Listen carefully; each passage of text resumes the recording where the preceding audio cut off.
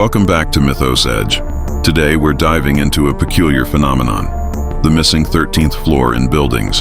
Have you ever noticed that many elevators skip from the 12th to the 14th floor? Why is the number 13 considered unlucky? And how did this superstition influence architecture? Let's unravel the mystery behind the 13th floor. Imagine stepping into an elevator of a tall building. You glance at the buttons, 11, 12, 14, 15. Wait, where's 13? In many buildings, especially in the United States, the 13th floor is deliberately omitted due to a widespread superstition known as Triskaidekaphobia, the fear of the number 13. Technically, the floor exists.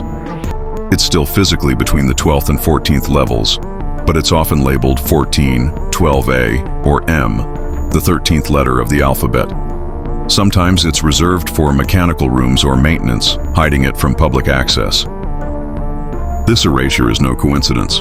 It's a calculated move rooted in centuries of fear, folklore, and deeply ingrained cultural beliefs.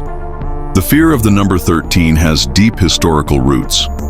One theory traces back to the Last Supper, where Judas Iscariot, the disciple who betrayed Jesus, was the 13th guest at the table. This association with betrayal and misfortune may have contributed to the number's negative reputation. In Norse mythology, a similar tale unfolds. Loki, the trickster god, crashed a banquet of 12 gods, making himself the 13th guest. His actions led to chaos and the death of a beloved god, further cementing 13 as an unlucky number.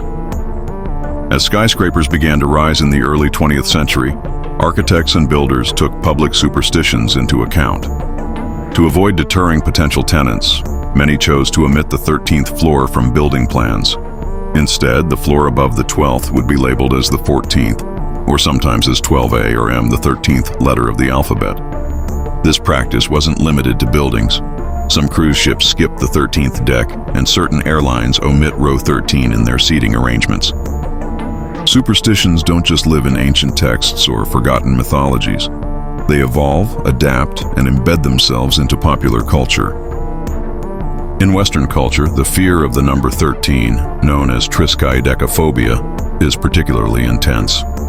This fear isn't just casual, it's serious enough to impact architecture, business, and consumer behavior. Horror films have long used the number 13 as a symbol of doom. The Friday the 13th franchise turned the superstition into a cultural event, cementing the idea that something wicked lurks behind that number. Hotels avoid room 13, airlines skip row 13, and cruise ships have no 13th deck. Even the simple act of numbering houses or streets has been influenced. Some real estate agents report that homes numbered 13 are harder to sell. In some cases, buyers have walked away entirely, just because of a number. And in modern digital folklore, conspiracy theories and urban legends often involve the number 13. This persistent representation reinforces fear, even subconsciously. But this fear isn't universal. Despite its prevalence, not everyone subscribes to the fear of the number 13. In some cultures, 13 is considered lucky.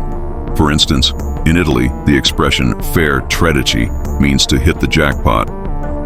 Moreover, some modern buildings choose to include the 13th floor, challenging traditional superstitions and promoting a more rational approach to architecture. But why do we even fear numbers? After all, they're abstract symbols. The answer lies in human psychology. Psychologists suggest that superstitions are a form of cognitive bias, our brain's way of making sense of random events. If something bad happens on the 13th, our minds create a pattern. 13, Crowdy, bad luck. It's confirmation bias. We notice and remember events that support our beliefs and ignore those that don't. This fear can become self-fulfilling. If you believe the 13th is unlucky, you may act more anxiously, make poor decisions, or interpret neutral events negatively. Your own fear manifests the misfortune you dread. There's also the concept of availability heuristic, a mental shortcut where people base their judgment on readily available information. If you've seen horror films, media stories, and folklore emphasizing the unluckiness of 13, that information becomes your reality. Some psychologists argue that superstitions give people a sense of control in an uncertain world. Believing that avoiding the number 13 will protect you gives comfort, even if it has no logical basis. The brain craves order and causality. Superstitions fill in the gaps where logic and science leave uncertainty. From a scientific standpoint, there's no empirical evidence that the number 13 has any real-world influence on luck, health, or safety. Studies on accident rates, hospital admissions, and economic data around Friday the 13th have produced mixed results. One 1993 study published in the British Medical Journal claimed that hospital admissions for motor vehicle accidents were higher on Friday the 13th. But other researchers criticized its methodology and pointed out that statistical anomalies can occur by chance.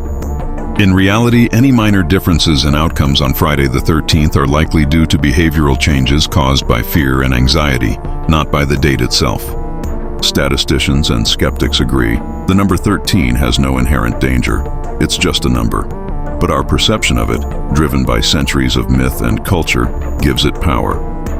The omission of the 13th floor in buildings is a testament to how deeply ingrained superstitions can influence our environment.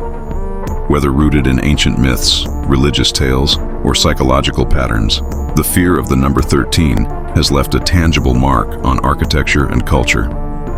What do you think? Is the 13th floor truly unlucky, or is it just a number? Share your thoughts in the comments below. Don't forget to like, share, and subscribe for more intriguing stories from around the world.